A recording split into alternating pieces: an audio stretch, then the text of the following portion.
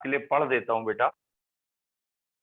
बेटा 2.21 क्वेश्चन पढ़ते हैं। एक सेकेंड, ठीक है। This one is 2.21. two elements A and B form compound having formula AB2 and AB4. तो दो एलिमेंट्स हैं A and B और ये दो कंपाउंड बनाते हैं, एक AB2 और दूसरा AB4। ये दो कंपाउंड बनाते हैं having formula AB2 and AB4. When dissolved in 20 gram of benzene, 1 gram of AB2 lowers the freezing point by 2.3 Kelvin. ठीक है, तो हमने सॉल्वेंट लिया है बेंजीन, सॉल्वेंट बेंजीन है और इस सॉल्वेंट के 20 ग्राम लिए हैं। ठीक है, व्हेन डिसॉल्व इन बेंजीन तो 1 gram of AB2 lowers the freezing point by 2.3 Kelvin, while 1 gram of AB4 lowers by 1.3 Kelvin. 1 gram of AB4 lowers the freezing point by 1.3 Kelvin. तो एक 2.3 था, एक 1.3. The molar depression constant of benzene is given 5.1 kg per molar Kelvin kg. Atomic masses of A and B. और यहां दे रखा है Kb for benzene is 5.1 Kelvin kg per mole और calculate atomic mass of A and B. ये question है, मैंने question short में लिख दिया आपके लिए। एक बारी मैं क्वेश्चन फिर पढ़ दे रहा हूं, क्वेश्चन आप सॉल्व करना शुरू करिए। क्वेश्चन में कहा गया है दो एलिमेंट्स हैं, एक A और एक B है। A और B से मिला के एक कंपाउंड बनता है AB2 और दूसरा बनता है AB4। AB2 में जो डिप्रेशन इन फ्रीजिंग पॉइंट है, जब 1 ग्राम AB2 का 20 ग्राम बेंजीन में घोला जाता है वो 2.3 केल्विन का है और AB4 में जो डिप्रेशन इन फ्रीजिंग पॉइंट है वो 1.3 केल्विन का है। और बेंजीन का KF कहना चाहिए, लेकिन इससे कोई फर्क नहीं पड़ता ज्यादा, ये KF होगा। बेंजीन का जो KF गिवन है molar depression constant freezing point का, that is 5.1 Kelvin kg per mole है। And calculate atomic masses of A and B।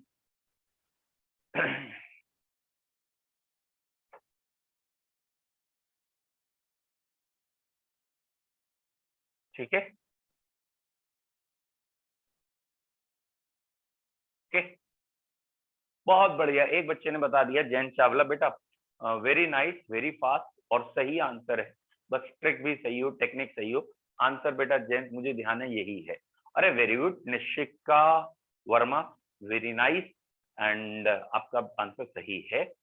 What I remember यही है, एक 40s में है, एक 25-26 है, बट तरीका इंपॉर्टेंट है। चलिए बच्चों, मैं एक बार सोल्यूशन बता रहा हूं। हमेशा ध्यान रखना, अगर डिप्रेशन एंड फ्रीजिंग पॉइंट का क्वेश्चन है तो ऑब्वियसली यही फॉर्मूला है हमारे पास, delta TF is equal to KF into molality. ठीक, बस ठीक है, इतने रहने दीजिए, अभी करा रहे। और अब इसको एलोबरेट करें तो आप ये कह सकते हैं, क्योंकि सॉल्वेंट सेम है, delta TF1 delta TF2 is equal to molality 1/2। Molality क्या थी? Moles 1 upon moles 2। क्यों बेटा? वेट ऑफ सॉल्वेंट क्यों नहीं लिया मैंने? अरे दोनों में 20 ग्राम सॉल्वेंट है, वो कट जाएगा, और KF दोनों के यहाँ कट गए, प्रोपोर्शनैलिटी कांस्टेंट भी कट गए, सेम ही है, डायरेक्ट इतना सा फार्मूला रह गया। अब मोल्स को मैं क्या रख सकता था? वेट अपॉन मॉलिक्यूलर वेट 1, और ये आ गया weight of 2 molecular weight of 2। Check करते हैं क्या इससे आ रहा है या नहीं आ रहा। पहले वाले में TF है 2.3 है ना, और दूसरे वाले का जो AB2 का है, और AB4 का TF है डेल्टा TF 1.3। वेट पहले वाले में भी शायद 1 ग्राम घोला है, दूसरे में भी 1 ग्राम घोला, तो वेट तो लिखने की भी जरूरत नहीं है। पहले का molecular weight A plus 2 times of B है, और दूसरे वाले का molecular weight A plus 4 times of B है। तो बेसिकली आप कह सकते हैं ये इक्वेशन बनी है। अब इसे सॉल्व कैसे करें? तो यहाँ अब आप इसे दो इक्वेशन तो नहीं कह सकते, एक ही इक्वेशन कह रहे होंगे, तो ए और बी के टर्म्स में आंसर आ गया, ठीक है, कोई बात नहीं। इसके बाद आप क्या कर सकते हैं, जब आपको ए और बी के टर्म्स में आंसर मिल गया है, again shift to this formula. इस फॉर्मूले में आपको क्या क्या पता है, क्या निकाल सकते हैं, किसी एक में भी अगर आप पुटअप करेंगे तो डेल्टा टीएफ आपको पता है, केएफ आपको पता है, वेट आपको पता है, मॉलिक्यूलर वेट आपको मिल जाएगा into 1000 upon weight of solvent, तो ये भी आपको पता है। तो अगर आप इस फॉर्मूले में बेटा एंटर करेंगे, आई होप सो, इस फॉर्मूले में जब आप एंटर करेंगे तो आपको क्या क्या मिल जाएगा, ठीक है। दैट मीन बेटा कार्तिक, ये जो आपका आ रहा है ना 111 एंड 200, ये पूरे AB2 और AB4 का मॉलिक्यूलर वेट आ रहा है, AB2 और AB4 का मॉलिक्यूलर, तो तुम्हें ए और बी का अलग अलग निकालना है। हाँ ठीक है, मैं समझ गया, आपने यहां से निकाल लिया, एक बारी 111 और एक बारी 200 निकाल लिया, इसका मतलब आप ये कहना चाह रहे हैं, गुड। तो यहाँ आपने ये वैल्यू पुटअप करके जब मॉलिक्यूलर वेट निकाल लिया, तो आप ये भी कह सकते हो, जिन बच्चों ने यहाँ किया है, कि A+2B और A+4B, एक बारी 111 और एक बारी 200 अगर आप कह रहे हैं, तो ये बन गए दो इक्वेशन, आंसर आ जाएगा। क्या बच्चों ये क्वेश्चन सबको क्लियर है? तो 1 टाइप करिए, कोई डाउट है दोबारा बताना है, 2 टाइप करिए, पास। कोई डाउट है तो 2 या कुछ भी टाइप कर दो। अंशु क्लियर है एंड इन दोनों क्लियर, निष्का को क्लियर नहीं है, बाकी को क्लियर है। निष्का बेटा एक बारी फिर बता देते हैं, ठीक है, बाकी विजय एंड अदर ने 1 ही टाइप किया है, निष्का को क्लियर नहीं है।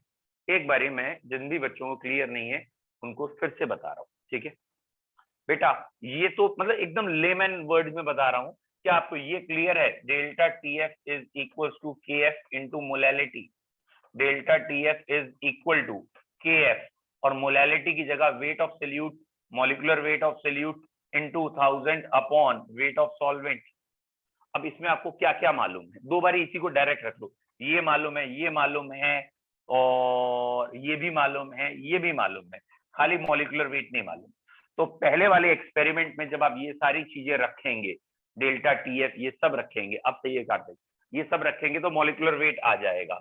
और जैसे मुझे दिख रहा है बाकी बच्चों का, या मैं डायरेक्ट शॉर्टकट फॉर्मूला जो कहता हूँ, 1000 इंटू के बी या के F into small W 1 gram upon capital W 20 gram into delta T, delta T is पहले में 2.3 था, तो ये मॉलिक्यूलर वेट ऑफ AB2 आ जाएगा।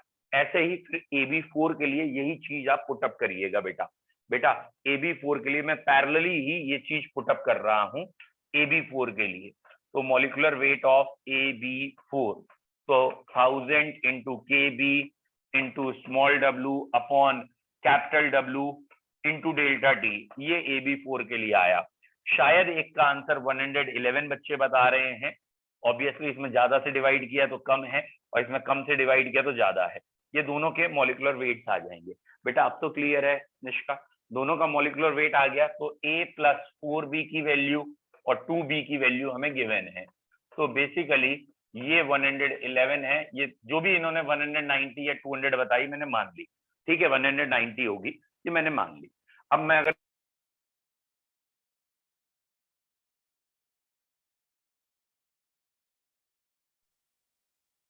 सर आपका माइक म्यूट हो गया है। आवाज आ रही है? एक सेकंड रुक जा बेटा, वॉइस आ रही है, ठीक है। अब इसके बाद ये 2B की वैल्यू बची, वॉट एवर द वैल्यू 80 और 90 जो भी है, माइनस कर लिया ना आपने, 80 बची, 90 बची, 80, ठीक है, और इसका हाफ भी आ गया। बेटा निष्का आप बताइए, अब आपको क्लियर है? क्योंकि आप ही ने अकेला B2 टाइप किया था, बाकी सबने 1, और ये मत कहना गलती से टाइप हो गया था। हाँ ठीक है, वेरी गुड। चलिए ये क्वेश्चन अब आपको क्लियर है, इसका मतलब सभी बच्चों को। नेक्स्ट ऐसे ही कुछ और अच्छे क्वेश्चन हैं, वो भी कर लेते हैं, ठीक है। ओके, ये मैं आपको शायद करा चुका हूँ, ठीक है, हेप्टेन ऑक्टेन ये सारे हमारे हो चुके हैं क्वेश्चन।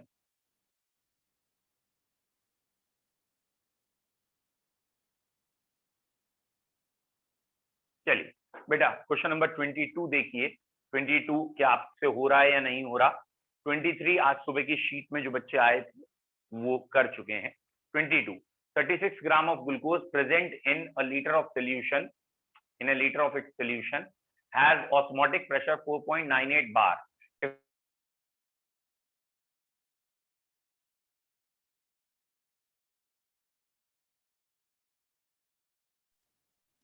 ठीक है, what would be its concentration? तो यहाँ पे 36 ग्राम डिजोल्व है 1 लीटर में, तो बेसिकली कितने ग्राम डिजोल्व होगा ये बताना है। तो क्या 22nd क्वेश्चन बताने की जरूरत है? ऑस्मोटिक प्रेशर और कंसेंट्रेशन का रिलेशन है, तो P is proportional to C होता है। ठीक है, P is proportional to C या pi is proportional to C, तो P1 upon P2 is equal to C1 upon C2 होता है। और ऑब्वियसली ग्लूकोज का ही क्वेश्चन है तो आप कर लेंगे। वेरी गुड, बहुत अच्छी बात है बेटा, एक दो बच्चों ने लिख दिया है, वेरी गुड, हमें आ गया, आगे बढ़ो। ये 23, 24 क्वेश्चन ये और 25 क्वेश्चन सुबह की शीट में थे। And there is a good question, नहीं गुड नहीं, डायरेक्ट ही है ये भी। चलिए 26 question, if the density of water is given, इतने gram of sodium present in per KG, calculate molality. बेटा molality of sodium ion in lake बताना है। मोलैलिटी क्या था? Obviously moles per KG is molality, molality बतानी है। Density का करें क्या हम? डेंसिटी की कोई जरूरत ही नहीं, मोल्स पर केजी आ रहा है, कुछ भी नहीं करना, बेकार क्वेश्चन है। इसमें मोलैलिटी 4 आ रही है, 23 एटॉमिक वेट है और 92 ग्राम में कितने मोल्स हो गए? 4। अगर मोलैलिटी निकालनी है तो मोल्स इन 1 केजी, तो मोलैलिटी इज 4, ज्यादा टेंशन नहीं लेने का। Now the question is 27। ऐसे क्वेश्चन 11th स्टैंडर्ड में आते थे और दोबारा है। Solubility product is given, calculate molarity in the aqueous solution. ठीक है, तो सॉल्युबिलिटी प्रोडक्ट कॉपर सल्फाइड की गिवन है। बेटा सॉल्युबिलिटी प्रोडक्ट का क्या मतलब होता है कि ये आयोनाइज होगा, और यहाँ KSP किसे कहते थे? आई होप सो आपको याद हो। सैचुरेटेड सोल्यूशन में इन दोनों की मल्टीप्लाई, सैचुरेटेड सोल्यूशन मतलब इक्विलिब्रियम आ चुका है, अब और सोल्यूट डालेंगे तो डिसॉल्व हो जाएगा, तो सैचुरेटेड सोल्यूशन में इन दोनों के आयंस की मल्टीप्लाई कहलाती है KSP, या सॉल्युबिलिटी प्रोडक्ट कांस्टेंट कहलाती है। अब इस क्वेश्चन में एग्जामिनर ने आपको क्या गिवन किया है? बेटा इस क्वेश्चन में एग्जामिनर ने 27 क्वेश्चन में KSP या सॉल्युबिलिटी प्रोडक्ट कांस्टेंट वर्ड लिखे ना लिखे वो दे रखा है, और मैक्सिमम मोलैरिटी पूछी है। बेटा सॉल्युबिलिटी प्रोडक्ट कांस्टेंट 6 × 10⁻16, जो भी वैल्यू है वो यहाँ लिख लीजिएगा। और ये अगर ये x या s सॉल्युबल हुआ तो ये भी s बनेगा, ये भी s बनेगा, तो s स्क्वायर की वैल्यू ये हो जाएगी, s की वैल्यू √KSP हो जाएगी। इसे आप सॉल्व कर लीजिएगा, इसमें ऐसा कुछ है नहीं, √KSP is the answer. Now मेरे को जहां तक ध्यान आ रहा है नॉर्फ्रीन वाला ये क्वेश्चन आप एक बार कर चुके हैं। ठीक है, मैं चाह रहा था एक क्वेश्चन हम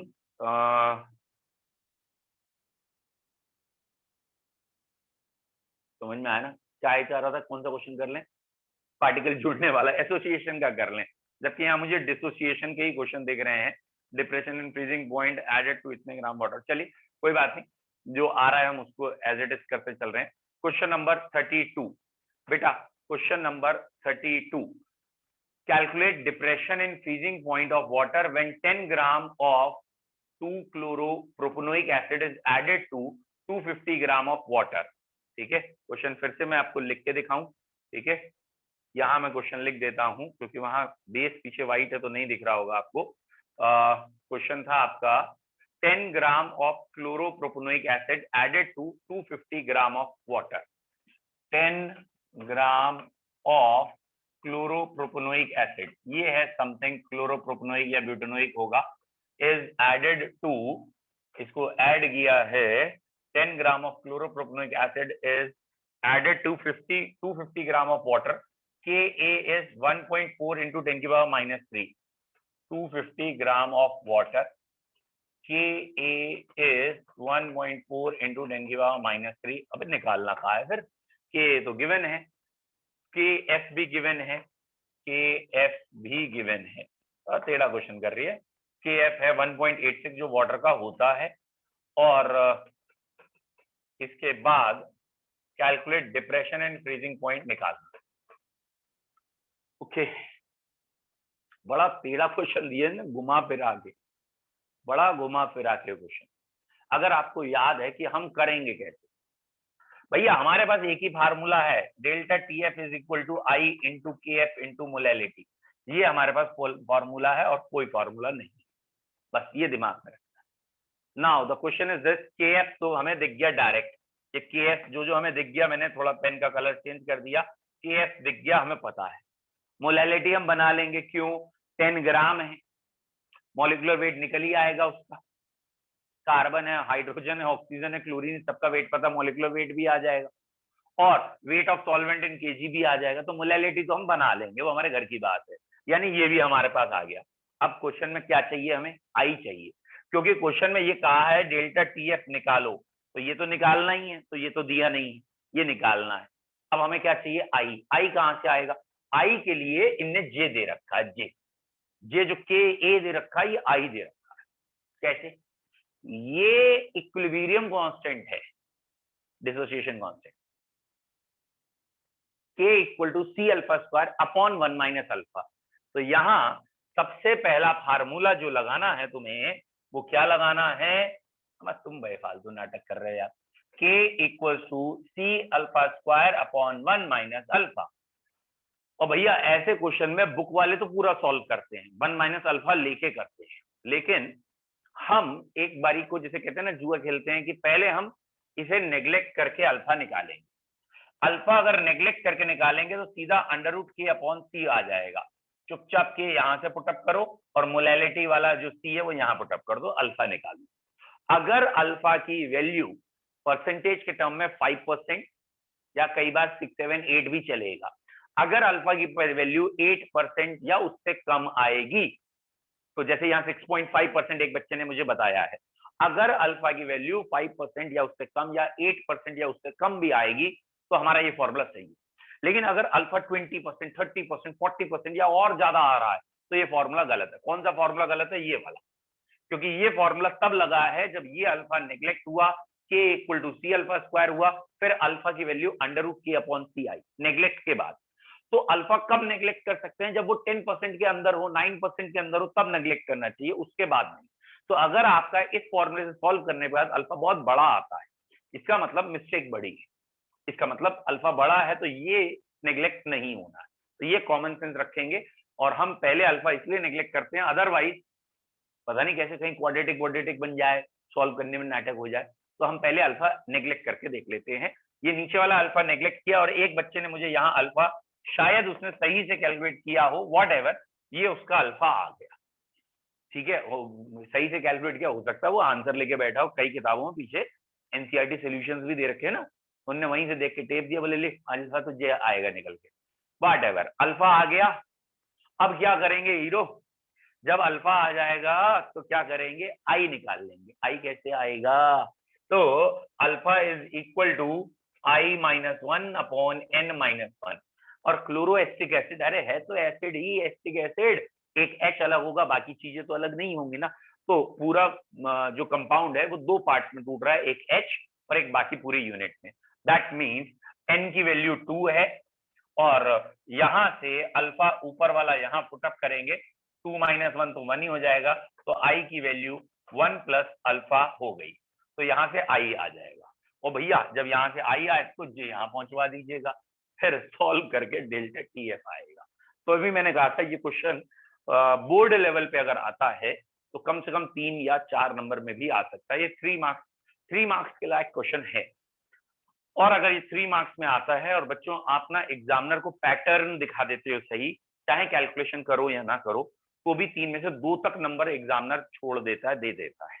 मतलब आपको मालूम है ये कैलकुलेशन सपोज टफ पड़ रही है, नहीं हो रही, तो आपने लिख दिया तब भी मिल जाएगा। ओके, अल्फा के बाद क्या किया आपने बेटा, अल्फा जब आ जाएगा फिर आई निकालेंगे। आई क्या था, वांट ऑफ फैक्टर, और अल्फा और आई में ये वाला रिलेशन था, alpha equals to i minus 1 upon n minus 1, और एन की वैल्यू 2 आएगी। क्यों, क्योंकि ये जो हमारा कंपाउंड है, वॉट एवर द कंपाउंड, इस कंपाउंड में यहीं से तो आयनाइजेशन है, कोवलेंट बॉन्ड जो बाकी है वो तो आयनाइज ही नहीं होंगे, ये तो प्योर कोवलेंट बॉन्ड है। हाँ, वाटर में जाने के बाद या सोल्यूशन में जाने के बाद ये खाली Na तो अलग होगा, तो N की वैल्यू 2 हो जाएगी सात्विक बेटा। क्यों हो गई N की वैल्यू 2? क्योंकि जब ये आयनाइज होगा, तो ये वैसे आज मॉर्निंग में भी एक बच्चे ने पूछा था, N नहीं समझ में आता क्यों। तो भैया आप थोड़ा सा बस इतना ध्यान रखें, इसमें ऑर्गेनिक पार्ट जो है, जैसे यहाँ बीच में यहाँ Cl लगा, ये थोड़ी अलग हो जाता है, ये तो प्योर कोवलेंट बॉन्डिंग से जुड़ा है। हाँ, यहाँ अभी भी ये एसिड्स हैं, और एसिड वो चीजें होती हैं जिसमें एक्वा सॉल्यूशन में जाने के बाद एच आयन अलग होता है, तो इसका सिर्फ एक एच आयन अलग हुआ है, ये कॉमन सेंस लगाना है। तो अब होपफुली आपको क्लियर है एन क्या है। अदरवाइज अगर अभी भी नहीं क्लियर है तो बेस्ट तरीका ये है कि नंबर ऑफ क्वेश्चंस करिए, आपको अपने आप क्लियर होता जाएगा कि यहाँ देखो 2 लिया है एन या 3 लिया है, और नहीं कर पा रहे तो मैंने जो पैकेज भेजा है उसमें सॉल्व एग्जाम्पल भेजे, एंड एटलीस्ट उस सॉल्व में भी 8-65 से सुबह देख रहे थे हम, कम से कम 10 एग्जाम्पल एन के होंगे लास्ट, तो उनको देखिए, आपको होपफुली क्लियर हो जाएगा, और नहीं क्लियर होगा काइंडली आस्क मी। नेक्स्ट, चलिए ये क्वेश्चन सबको क्लियर है, ये अच्छे लेवल का क्वेश्चन था, इसीलिए मैं चाह रहा था इसे कराना।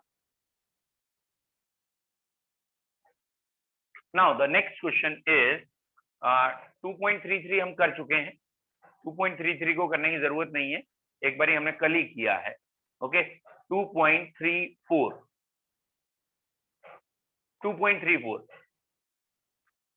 vapor pressure of water at 293 Kelvin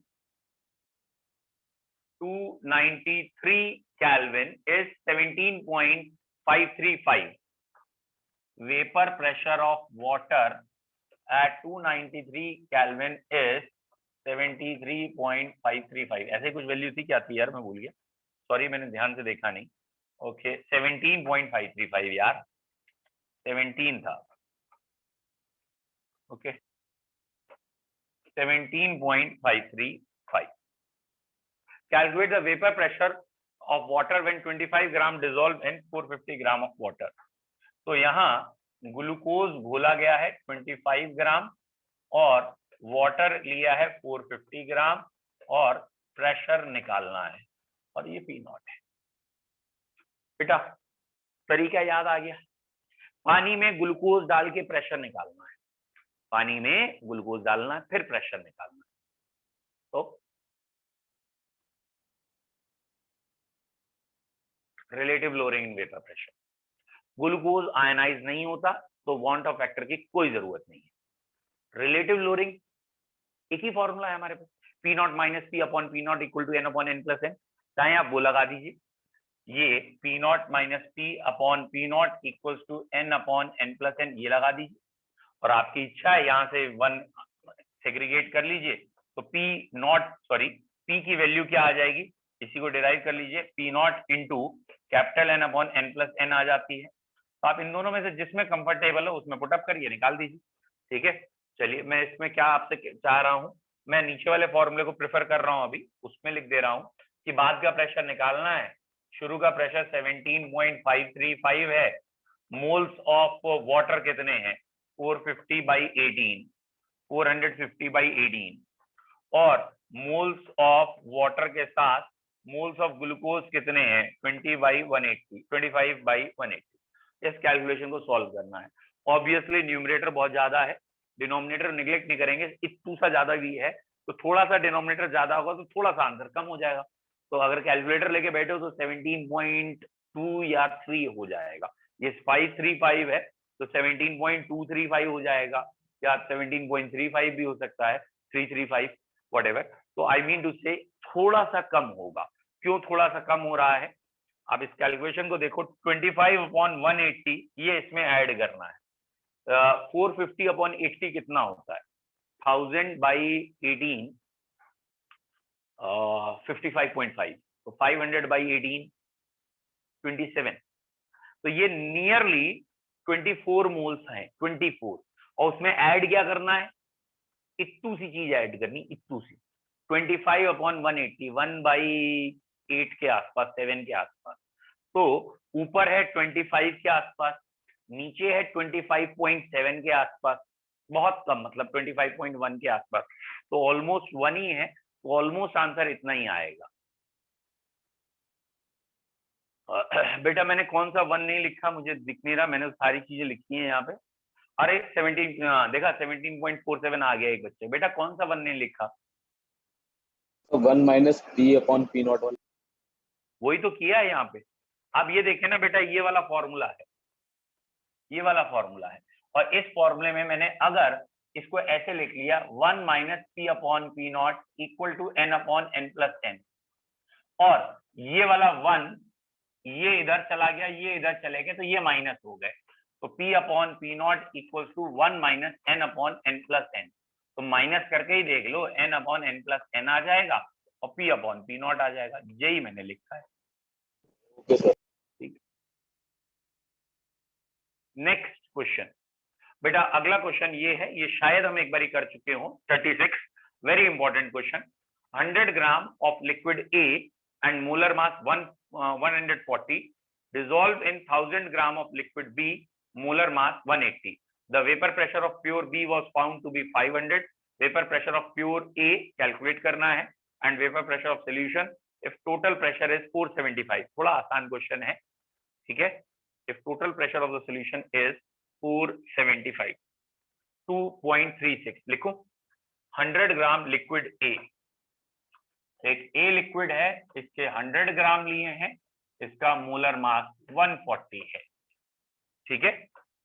mixed with या dissolve in 1000 gram liquid B, ये बी है, इसके 1000 ग्राम लिए हैं और इसका मोलर मास शायद 180 है, ठीक है, 180 ये मोलर मास। इसके बाद क्या कहा गया है?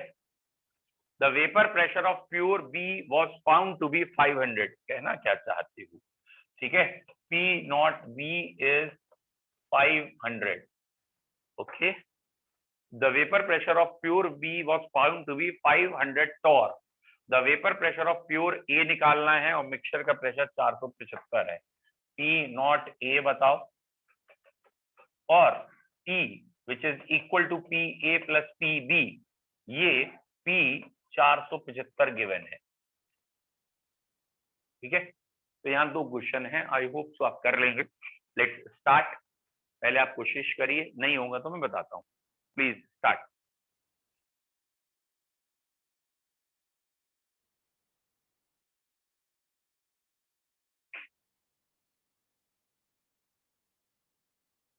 ओके, क्योंकि मैंने ये फॉर्मूला लिख दिया तो आपको समझ में आ ही जाना चाहिए कि ये वॉलेटाइल वाला केस है, दोनों चीजें उड़ेंगी, दोनों की वजह से प्रेशर आना है। तो बाद का प्रेशर है 475, ए का शुरू का प्रेशर नहीं पता, लेकिन ए का मोल फ्रैक्शन पता है। भैया जरा मोल फ्रैक्शन रखियो, खाली मोल या खाली ग्राम मत रख दीजिए, ठीक है। तो या एक ही अननोन ना कर लें, है ना, एक ही अननोन कर लेते हैं, एक ही अननोन कर लेते हैं। एक मिनट बेटा, ओहो सात्विक, ऐसा तो नहीं तुम पिछले वाले क्वेश्चन में ये फॉर्मूला बोल रहे थे? बेटा वो वॉलेटाइल का, वो नॉन वॉलेटाइल का था, ये वॉलेटाइल का है। शायद मुझे लग रहा है ये कंफ्यूज हो गया, पिछला वाला बोला शायद पी नॉट ए इंटू एक्स ए plus P naught B into 1 minus x. हाँ ये पक्का पिछले वाले में कह रहा था, ये लगाओ। नहीं सर, मैं सही समझ गया था। अच्छा फिर ठीक है। अब वो आपने डायरेक्ट लिख दिया था ना, इससे समझ नहीं आया था मेरे को। P equal to P naught B और plus P naught A minus P naught B into X A, ये लगाते हैं, एक ही बार सॉल्व करना पड़े। ये है 475, ये है 500 और ये है x या कोई भी वैल्यू, ए वैल्यू पी नॉट ए, और ये वैल्यू थी 500, है ना, और मोल फ्रैक्शन ऑफ ए रखना है। तो 140 ग्राम से या वो थे 100 अपॉन 140। तो यहाँ आपने रखना है 100 upon 140 divide by 100 upon 140 plus 1000 upon 180। भैया कैलकुलेशन थोड़ी टेढ़ी मेढ़ी है ही, लेकिन करनी पड़ेगी आपको। करिए और आंसर निकालिए। गिव पी नॉट ए, और जब पी नॉट ए आ जाएगा तो ऑब्वियस सी बात है पी भी आ जाएगा। भाई आपको पी नॉट ए भी पता लग गया, इस इक्वेशन में सब कुछ पता है, तो पी भी आ जाएगा, है नी। करिए।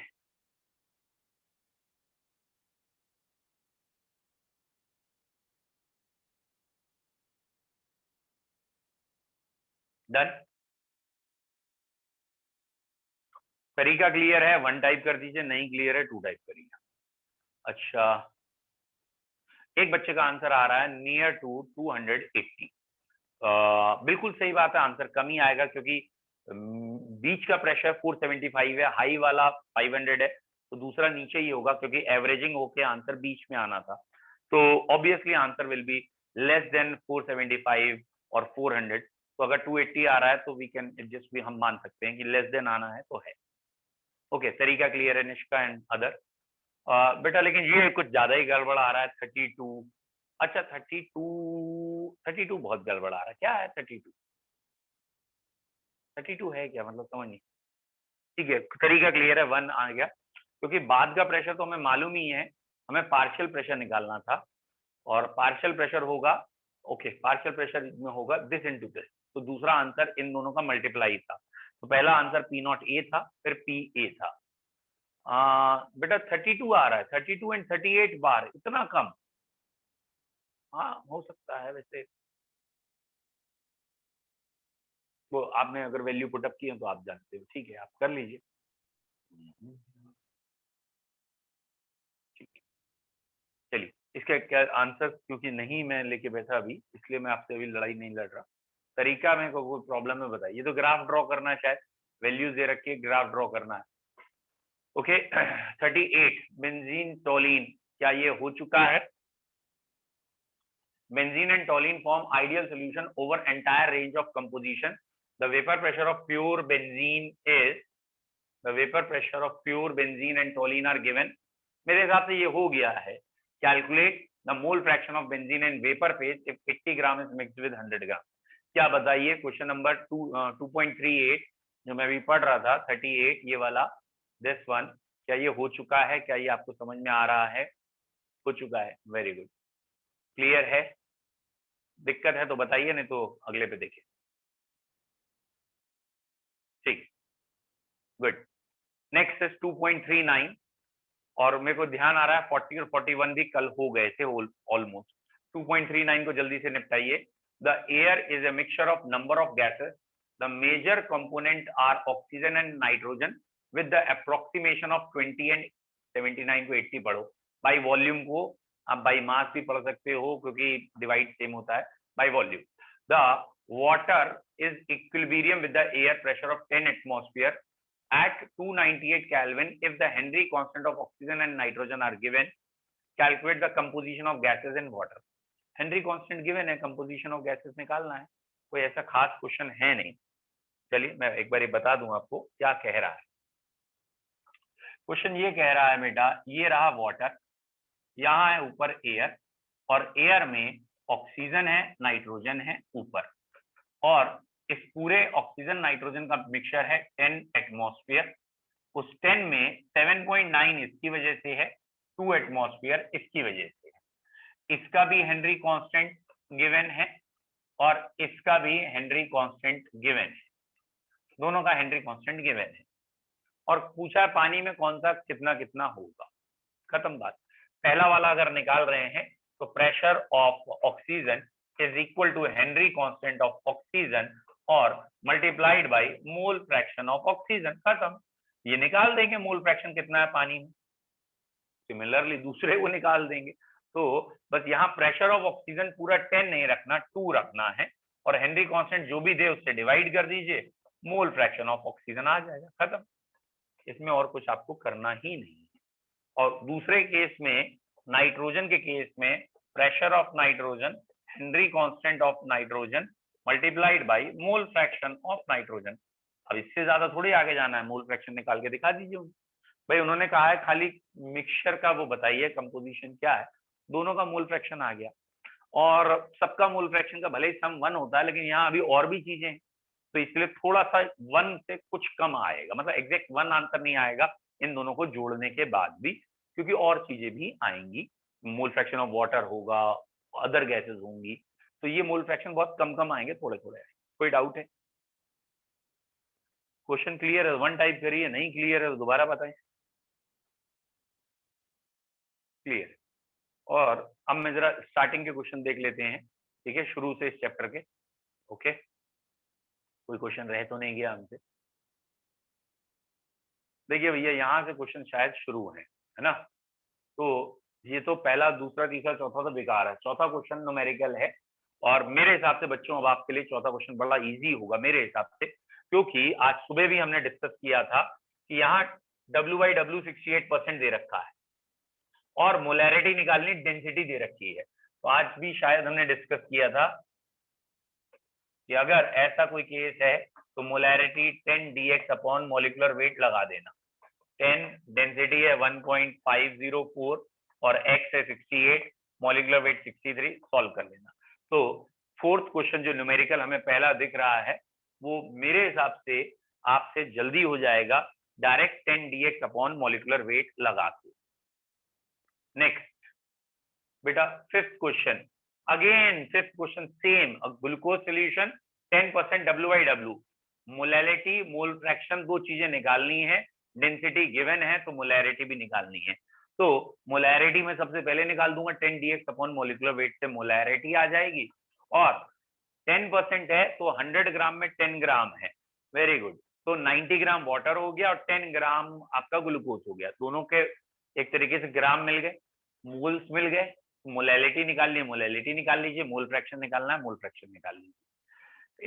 सिक्स क्वेश्चन मैंने क्लास में करा दिया था और ये 11th स्टैंडर्ड में भी चैप्टर 1 में यही क्वेश्चन एज इट इज है कि HCl Na2CO3 और NaHCO3 से रिएक्ट करेगा। तो 11th की स्टोइचियोमेट्री में भी है और क्लास में हो चुका है। अगर डाउट हो तो बताइएगा, दोबारा बता दूंगा। पहले 6 में कोई भी डाउट है तो बताइए।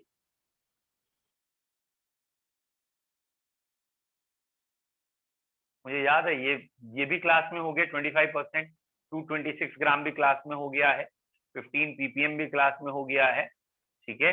और ये हेनरी लॉ के क्वेश्चन हैं जनरल, ये भी हेनरी लॉ का क्लास में हो गया। डेल्टा H 2%, शायद 15 क्वेश्चन खाली नहीं हुआ है, बाकी सब हो चुका है। An aqueous solution of 2% non volatile solute exert a pressure of this much bar at the normal boiling point, what is the molar mass of solute. तो जरा आप यहाँ देख लीजिए, यहाँ पे ये कह रहे हैं, 15 क्वेश्चन को एक बार थोड़ा देख लेना बच्चों।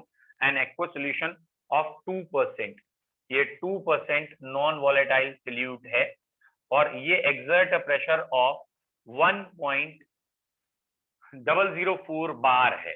तो अब आपको ये देखना है eight normal boiling point of solvent, ठीक है। तो 2% वाला जो प्रेशर एक्सर्ट कर रहा है वो एक्सर्ट कर रहा है 1.004 बार, ठीक है। तो अब क्या करेंगे आप, नॉर्मल बॉइलिंग पॉइंट में प्रेशर था 1 बार, है ना, ये 1 बार की जगह 2.004 बार हो गया, ठीक है। 1.004 बार हो गया, तो इसका जो डिफरेंस आया वो 0.004 आ गया। लाइट चली गई है इसलिए ऐसा हो रहा है। चलिए यहां तक आपको इसका मतलब क्वेश्चन क्लियर है बच्चों। ऐसा करिएगा, आज आप इनके सारे क्वेश्चन सॉल्व कर लीजिए और भी अगर आपके पास हैं, एंड इवनिंग तक, ठीक है। एक क्वेश्चन 6 में आपको वैल्यू ऑफ पी पूछ रहे हैं बेटा। 6 क्वेश्चन में पी कहाँ है, प्रेशर है ही कहाँ। 6 क्वेश्चन में कौन सा प्रेशर पूछ रहे हो बेटा? संजना फिर से क्वेश्चन क्लियर करो, क्या पूछना चाह रहे हो?